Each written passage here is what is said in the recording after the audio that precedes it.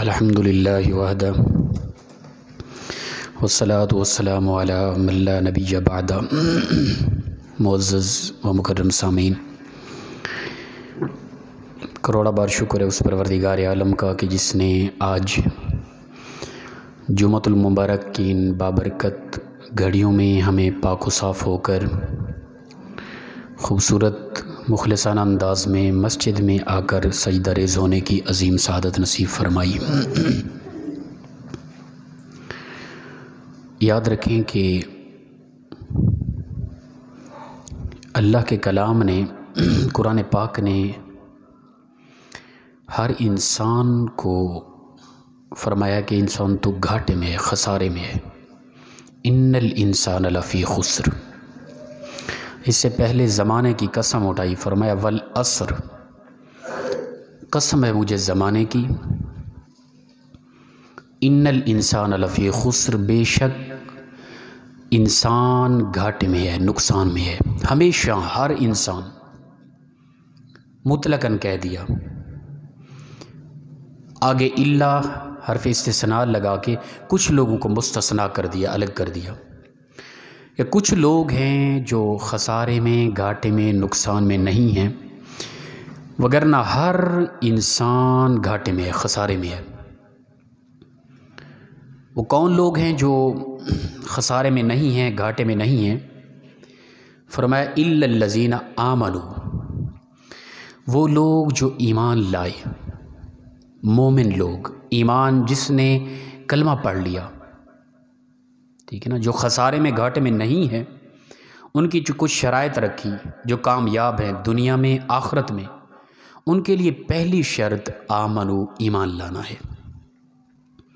جس نے کلمہ پڑھ لیا، لا الہ الا اللہ محمد الرسول اللہ، جس نے یہ سچے دل کے ساتھ پڑھ لیا اور اس پر ایمان رکھتے ہوئے اسی یقین سے دنیا سے چلا گیا، وہ مومن ہے، وہ ایمان والا ہے۔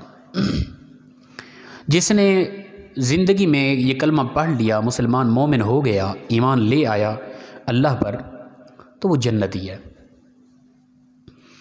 دنیا اور آخرت میں وہ کامیاب ہے۔ پہلی بنیادی شرط ہے یہ کلمہ پڑھنا، مومن مسلمان ہونا۔ کامیابی کے لیے، خسارے سے بچنے کے لیے، نقصان اور گھاٹے سے بچنے کے لیے جو پہلی شرط ہے نا، وہ ہے کلمہ لا الہ الا اللہ۔ یہ اعتقاد رکھنا کہ اللہ کے علاوہ کوئی معبود نہیں، اللہ کے محمد صلی اللہ علیہ وسلم اللہ کے رسول ہیں، آخری نبی ہے۔ حدیث مبارکہ کے اندر آتا ہے کہ ابو ہریرہ سے روایت ہے، آپ فرماتے ہیں کہ ہم رسول اللہ صلی اللہ علیہ وسلم کے ارد گرد کافی تعداد میں صحابہ بیٹھے تھے، مفہوم حدیث۔ تو نبی اکرم صلی اللہ علیہ وسلم، یہ مدینہ کی بات ہے، آپ صلی اللہ علیہ وسلم اٹھے، مسجد سے باہر چلے گئے، اور وہ دور ایسا تھا کہ یہودیت کا خطرہ بھی تھا، یہودی دشمن بھی تھے، اور رسول اللہ صلی اللہ علیہ وسلم کو ہم اکیلا نہیں چھوڑتے تھے، ہر وقت رسول اللہ صلی اللہ علیہ وسلم کے ساتھ ساتھ پیچھے پیچھے رہتے تھے کہ کوئی دشمن اللہ کے نبی کو تکلیف نہ دے۔ تو ہم تمام صحابہ بیٹھے ہیں، ابو ہریرہ فرماتے ہیں تو رسول اللہ صلی اللہ علیہ وسلم اچانک اٹھے، اٹھ کے چلے گئے۔ صحابہ کرام آپس میں بات چیت کر رہے ہیں، مسئلے مسائل پر گفتگو ہو رہی ہے مسجد کے اندر۔ تو کچھ لمحہ بیت گیا، ابھی تک اللہ کے نبی واپس نہیں آئے۔ ابو ہریرہ فرماتے ہیں کہ میں پہلا وہ شخص تھا کہ میں اس کشمکش میں، اس پریشانی میں، اداسی میں تھا کہ اللہ کے نبی صلی اللہ علیہ وسلم باہر نکلے ہیں تو کافی وقت بیت جانے کے باوجود ابھی تک واپس نہیں تشریف لائے، تو میں بڑا پریشان تھا، میں اسی سوچ میں تھا، میرا دل چاہ رہا تھا ابھی اٹھوں، اٹھ کے باہر نکلوں، جا کے دیکھوں اللہ کے محبوب کہاں چلے گئے۔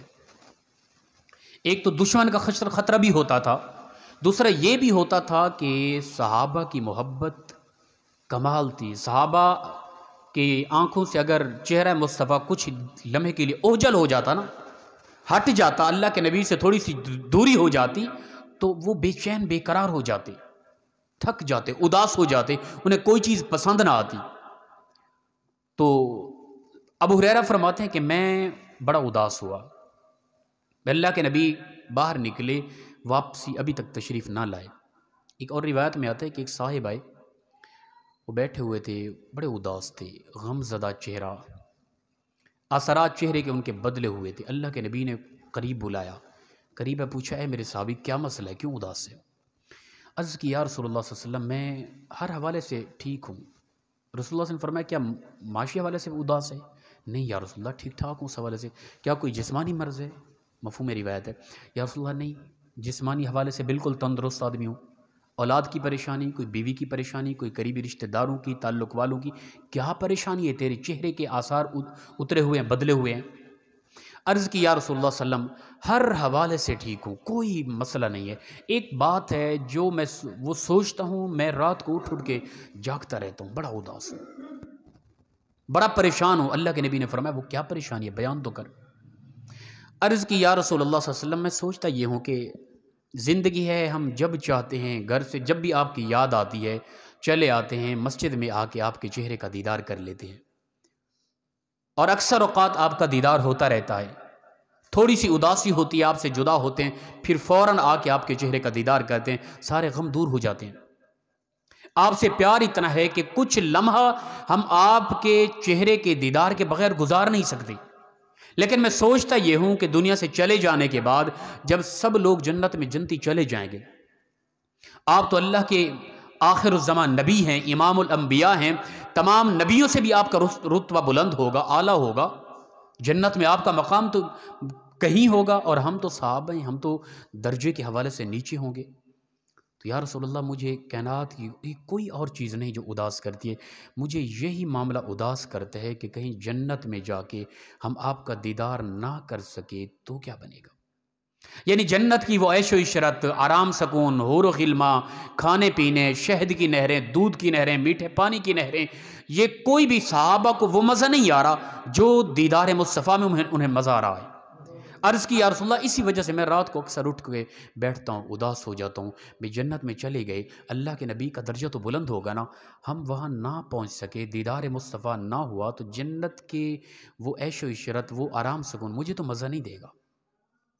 یعنی دیدار مصطفیٰ صحابہ کے لیے جنت کی ساری نعمتیں ہیج تھی، جو دیدار مصطفیٰ ان کے لیے عزت و مقام رکھتا تھا۔ یہ انداز تھا صحابہ کا، تو ہر وقت وہ اللہ کے محبوب کے جلووں میں مگن رہتے تھے دیدار مصطفیٰ میں۔ تو اللہ کے نبی نے فرمایا اپنے صحابی کو، فرمایا تو اداس نہ ہو، جو بندہ جس کے ساتھ محبت کرتا ہے نا، قیامت کے دن پروردگار اس کو اس کے ساتھ ملا دے گا۔ یعنی جنت کے اندر بھی تو میرے ساتھ ہی ہوگا، جس طرح دنیا میں محبت کرتے ہو میرے ساتھ ہو، اسی طرح جنت میں میرے ساتھ ساتھ ہی ہوگے تم۔ اس حوالے سے ہم بھی تھوڑا دیکھیں کہ ہم کس قدر اللہ کے نبی سے محبت کرتے ہیں، ہماری سیرت اور صورت اللہ کے نبی سے کس قدر ملتی ہے۔ عاشق رسول ہونے کے دعوے تو ہمارے ہیں بڑے بڑے، غلامی رسول میں موت بھی قبول تو ہے، لیکن یہ دیکھیں کہ کس قدر ہم اللہ کے نبی کی سیرت اور صورت کو اپناتے ہیں۔ بس وہ موت قبول ہے ہمیں، غلامی رسول میں ہم اپنی جانیں دے سکتے ہیں، نماز نہیں پڑھ سکتے، داڑھی نہیں رکھا سکتے، سنت کو نہیں اپنا سکتے، حسن اخلاق یہ چیزیں نہیں کر سکتے، جان دینے کے لیے تیار ہے ماشاءاللہ۔ تو یہ ایک دعوی محبت ہے۔ دلیل محبت یہ ہے کہ ہمارا ٹوٹل کردار، انداز، سیرت و صورت اللہ کے نبی سے ملتی ہو نا، یہ ہے دلیل محبت اللہ کے نبی صلی اللہ علیہ وسلم کے ساتھ۔ تو ابو ہریرہ فرماتے ہیں کہ میں ہی پہلا وہ صحابی تھا، میں بڑا اداس ہوا، پریشان تھا، بھئی اللہ کے نبی صلی اللہ علیہ وسلم کافی دیر سے تشریف لے گئے، واپسی نہ آئے۔ میں اٹھا، پہلا میں ہی تھا، ابو ہریرہ فرماتے ہیں پہلا میں ہی تھا، اٹھ کے ایسا ایسا نکل گیا، لیکن ہر ایک صحابی کے دل میں یہ بات کھٹک رہی تھی کہ اللہ کے نبی باہر نکلے، واپسی نہ آئے۔ ایک تو چہرہ مصطفیٰ ہٹ گیا، وہ اداسی، دوسرا باہر دشمنوں کا خطرہ تھا، اور اللہ کے نبی بھی تنہا نکلیں، کوئی نقصان نہ پہنچائے، کوئی تکلیف نہ دے اللہ کے نبی کو۔ ابو ہریرہ فرماتے ہیں سب سے پہلا میں ہی تھا جو باہر نکلا اللہ کے نبی کی تلاش میں، اور پھر میرے بعد ایسا ایسا ایک ایک دو دو ہو کے ایک دوسرے کے سامنے بات نہیں کر رہے تھے، دل میں ہر صحابی کے یہ تھا کہ اللہ کے نبی چلے گئے، میں اٹھ کے جاؤں، دیکھوں، تلاش کروں اللہ کے نبی کہاں گئے ہیں۔ ابو ہریرہ فرماتے ہیں میں ڈھونڈتا رہا، مجھے کہیں نہ ملے، حتیٰ کہ ایک باغ تھا، باغ کی چاروں طرف سے دیوار تھی، دیوار کا کوئی دروازہ بھی نہ تھا، ایک نالا گزر رہا تھا کھالا چھوٹا سا، اس کے اندر سے میں سمٹ کے، حدیث میں الفاظ ہیں لومڑی کی طرح سمٹ کے، یہ حدیث کے الفاظ ہیں۔ ابو ہریرہ فرماتے ہیں میں لومڑی کی طرح سمٹ کے یہ ہم الفاظ نہیں کہہ رہے، وہ صحابہ ہیں، وہ تو پوری کائنات کے انبیاء کے بعد تمام لوگوں سے افضل ہیں۔ حدیث کے الفاظ ہیں، ابو ہریرہ اپنی ذات کے لیے یہ الفاظ بولے، فرماتے ہیں میں لومڑی کی طرح سمٹ کے اس کالے کے اندر سے گزر کے میں باغ میں پہنچا تو سامنے اللہ کے محبوب تشریف فرما تھے۔ اللہ کے محبوب نے فرمایا اے ابو ہریرہ تو ادھر کیا کرنے آ گیا؟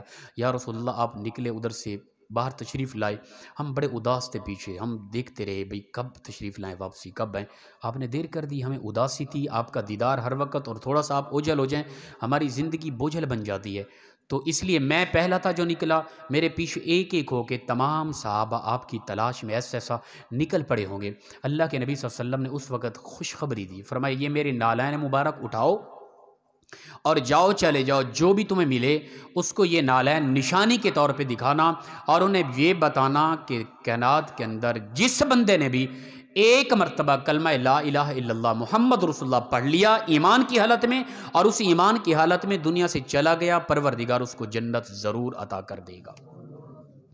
تو یقیناً ہم کلمہ گو مسلمان ہیں، ہم جنتی ہیں، یہ یقینی بات ہے، جنتی ہیں، لیکن اسی لفظ کی بنا پر ہم اپنا کردار خراب کریں، یہ کم ظرفی ہے، جہالت ہے۔ اللہ کے نبی صلی اللہ علیہ وسلم کے بہتے ہوئے آنسوں کو دیکھ کر ہم بڑے خوشحال ہوتے ہیں نا، جس طرح عیسائیت کا نظریہ ہے نا کہ حضرت عیسیٰ علیہ السلام کو استغفر اللہ صولی پہ چڑھایا گیا، انہوں نے قربانی دے دی، پوری ان کی امت خرمست ہو جائے، جو چاہے کرتی پھرے، وہ گناہوں کا کفارہ حضرت عیسیٰ علیہ السلام نے دے دیا ہے۔ ہمارے ہاں بھی یہی فکر ہے کہ ساری زندگی اللہ کے نبی میرے اور آپ کے لیے روتے رہے، کفارہ ادا ہو گیا، بس مستیاں کریں، موجیں کریں، جو چاہیں کرتے پھریں، قیامت کے دن پھر اللہ کے نبی روئیں گے، بات بن جائے گی۔ یار اللہ کے نبی میری ذات کے لیے روئیں، مجھے حیا نہ آئی کبھی، یہ کیوں نہ سوچو میں؟ پھر ہمارے ساتھی کئی ہوتے ہیں نا، خطیب طبقہ بھی، وہ نعت خوان طبقہ بھی، وہ جنت کے ٹکٹ دے دیتے ہیں، نہ نماز کا بتاتے ہیں، نہ قرآن کا بتاتے ہیں، نہ کوئی سیرت و صورت کا بتاتے ہیں، کوئی پتہ ہی نہیں ہے، بس وہ پہلے ہی عوام مست ہے، ملنگ بنی ہوئی ہے، اور زیادہ انہیں ملنگ بنا دیتے ہیں، بس جنتی ہیں جی سارے، یقینی بات ہے ہم جنتی ہیں، لیکن کردار کو کچھ اچھا کریں یار، شرمندہ ہو کے وہاں ذلیل ہو کے اللہ کے نبی کے آنسوں ہماری وجہ سے نکلیں، پھر جنت میں جائیں، یہ کیا جنت میں جانا؟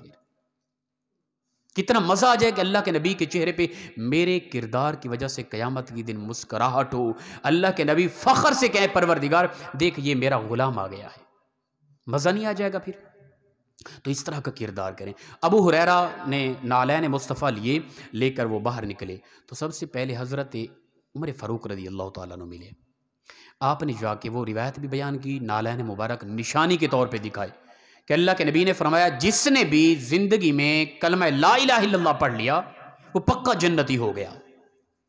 یہ بات کرنی ہی تھی کہ حضرت عمر فاروق نے حضرت ابو ہریرہ کو دھکا دیا، زبردست قسم کا، سینے پہ ہاتھ مارا، وہ پیچھے جا کے گر گئے۔ ابو ہریرہ اسی طرح نالین مبارک لے کر اللہ کے نبی کی طرف چلے گئے تو رسول اللہ صلی اللہ علیہ وسلم نے دیکھا ابو ہریرہ روتے ہوئے آ رہے، ابو ہریرہ کیا ہوا؟ یا رسول اللہ صلی اللہ علیہ وسلم وہ آپ کی عطا کردہ حدیث میں نے حضرت عمر فاروق کو سنائی، انہوں نے مجھے دھکا دے دیا۔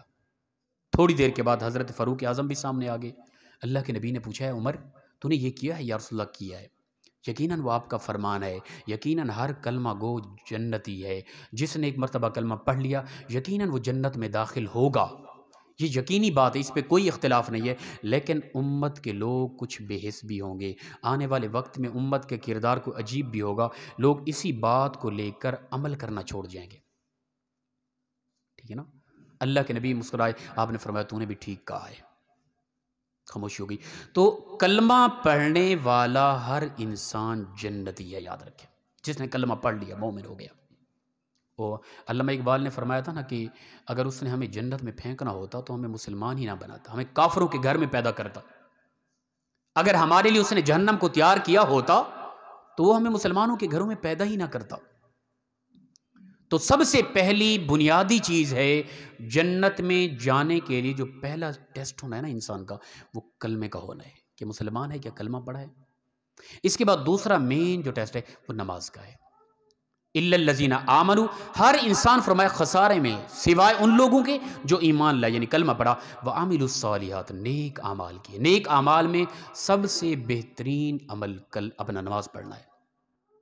اسلام کے دامن میں دیکھیں آپ، نماز ہے، روزہ ہے، حج ہے، زکوٰۃ ہے، یہ چیزیں جتنی بھی ہیں یہ ہر چیز ہر وقت ہر ایک پر ہر حالت میں لازم نہیں ہے سوائے نماز کے۔ روزہ ہے سال کے بعد آتے ہیں، ہر ایک پر فرض نہیں ہے۔ مقیم ہے وہ رکھے گا، مریض ہے تو اس کو بعد میں کر لے ان کو قضا، مسافر ہے بعد میں قضا کر لے۔ حج ہے وہ سال کے بعد آتا ہے، ہر ایک پر لازم نہیں ہے، صاحب استطاعت پر۔ زکوٰۃ ہے وہ سال کے بعد لازم ہوتی ہے، وہ بھی ہر ایک پر نہیں، صاحب استطاعت پر، وہ بھی نصاب تک پہنچنے کے بعد اس میں سے، وہ بھی اس مال پر سال گزر جائے تب اس سے زکوٰۃ لازم ہوتی ہے۔ لیکن نماز کوئی مقیم ہے، کوئی مسافر ہے، کوئی تندرست ہے، کوئی مریض ہے، کوئی جس حالت میں بھی ہے، نماز کبھی بھی معاف نہیں ہے، یاد رکھیں۔ واحد نماز ایک ایسا عمل ہے کہ جو یعنی ایمان کے ارکان میں سے، اسلام کے ارکان میں سے جو نماز رکن ہے نا، یہ ایسا رکن ہے، باقی ہیں زکوٰۃ سال بعد، حج سال بعد، روزہ سال بعد، نماز دن میں 5 مرتبہ کسی پہ کبھی معاف نہیں ہے، سوائے خواتین کے ایام مخصوصہ کے۔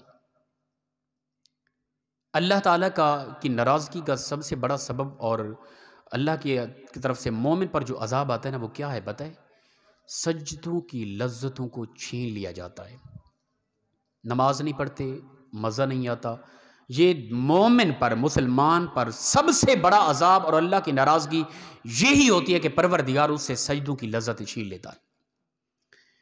ہم اس پہ روئیں، گڑ گڑائیں، اداس ہوں، اللہ کے یہاں آوازیں دے، پروردگار میں نماز نہیں پڑھتا، کیا خطا ہوئی مجھ سے کہ تو اپنی بارگاہ میں قیامت کے دن پروردگار جس سے سب سے زیادہ ناراض ہوگا نا، اس سے کلام نہیں کرے گا، ٹھیک ہے نا؟ اللہ کی ناراضگی کا اظہار، سب سے بڑا اظہار جو ہوگا نا قیامت کے دن، پروردگار جن سے زیادہ ناراض ہوگا ان سے کلام ہی نہیں کرے گا۔ وہ سامنے ہے کہ اللہ فرمائے کہ ان کو سائڈ پہ کر دو، ان سے بات ہی نہیں کرنی میں نے۔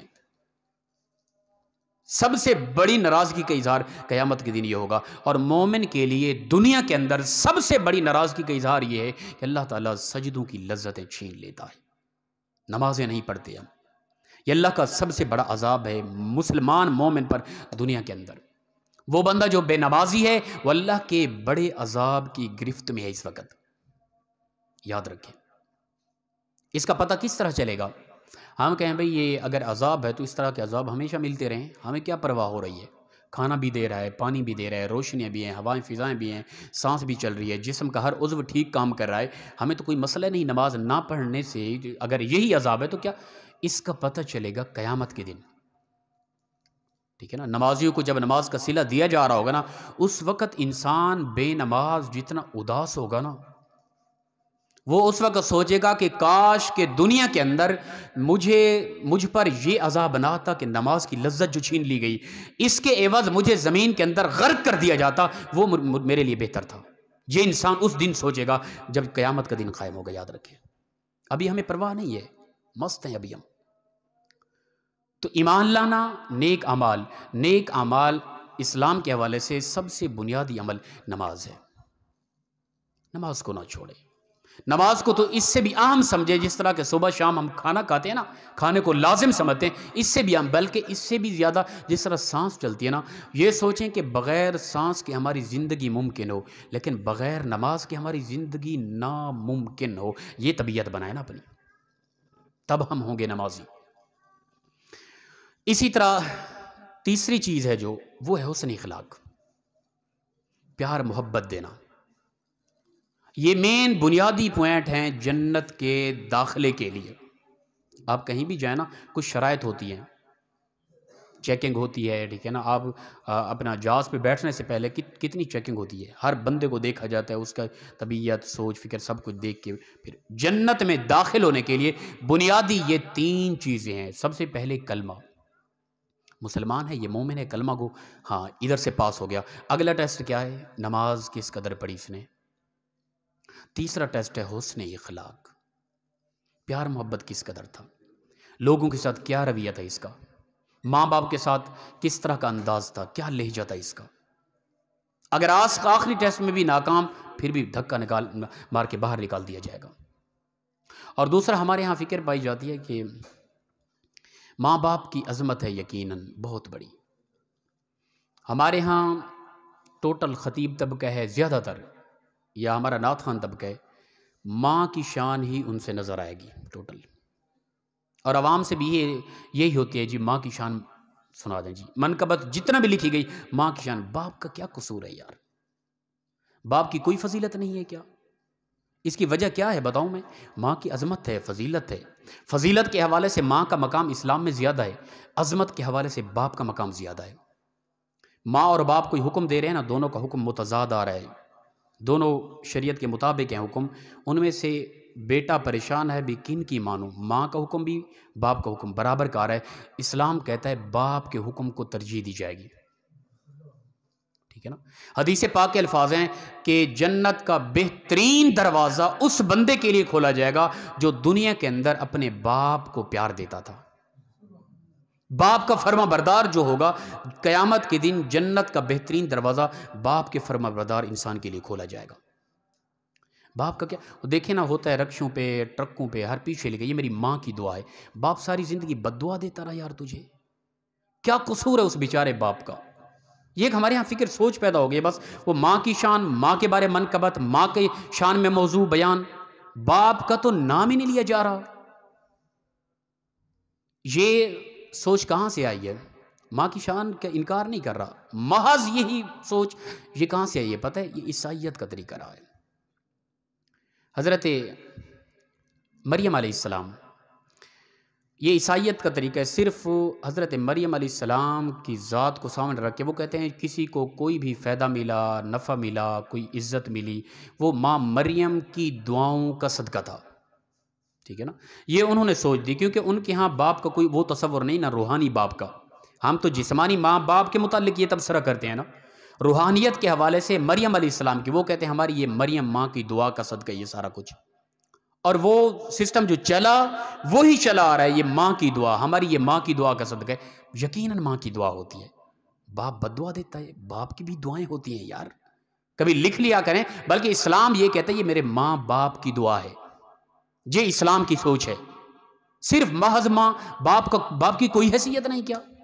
جب بھی لکھے نا میرے ماں باپ کی یہ دعا کا صلہ ہے، یہ میرے ماں باپ کی شفقت ہے، ماں اور باپ دونوں کو برابر ملا ہے۔ پتہ ہے روایت میں کیا ہے؟ فرمایا کہ تمہاری ماں کے قدموں کے نیچے تمہاری جنت ہے، لیکن تمہاری ماں کی جنت تمہارے باپ کے قدموں کے نیچے ہے۔ یہ فضیلت ہے باپ کی۔ تو باپ کی بھی کوئی حیثیت ہوتی ہے، باپ تو بیچارہ ہی بن گیا ہے، ہر سٹیج پہ ہر منقبت جو کچھ بھی ہے وہ ماں کی شان، اس کا انکار نہیں کر رہا۔ کوئی کہے کہ حضرت ماں کے خلاف اللہ معاف کرے، میں یہ بات نہیں کر رہا، بات یہ کہ باپ کا قصور کیا ہے یار، اسے بھلا دیا گیا، بالکل اس کی طرف توجہ ہی نہیں ہے۔ بعض اوقات یہ بھی دیکھا گیا باپ فوت ہوا تو اس کی قرآن خوانی پہ ماں کی شان میں منقبت پڑی جا رہی ہے، تو کیا مطلب ہے اس کا؟ باپ کو بھی کوئی حیثیت دیں، باپ کا بھی ایک درجہ اسلام کے اندر ہے۔ وہ بڑھا باپ جو ساری زندگی محنت مزدوریاں کر کر کے تمہیں پرورش دیتا رہا، اس کی سوچ فکر، اس کی دعائیں، یہ ہماری غلط سوچ ہے بالکل کہ محض ہی ہم ماں کے متعلق ہی تبصرہ کریں سٹیجوں پہ ہر جگہ پہ، یہ غلط، یہ عیسائیت کی طبیعت تھی۔ اسلام کہتا ہے دونوں ماں اور باپ، ہاں وہ ایک فضیلت کے حوالے سے ماں ہے۔ اللہ کے نبی سے پوچھا کہ یا رسول اللہ ماں زیادہ حق رکھتی ہے یا باپ؟ اللہ کے نبی نے فرمایا ماں، پھر پوچھا گیا فرمایا ماں، پھر پوچھا گیا فرمایا ماں، چوتھی مرتبہ فرمایا باپ حق رکھتا ہے۔ فضیلت کے حوالے سے ماں ہے لیکن عظمت کے حوالے سے باپ ہے، تو باپ کا بھی کوئی مقام ہے۔ اللہ کے نبی نے فرمایا جنت کا بہترین دروازہ اس کے لیے کھولا جائے گا جو اپنے باپ کا فرما بردار تھا دنیا کے اندر۔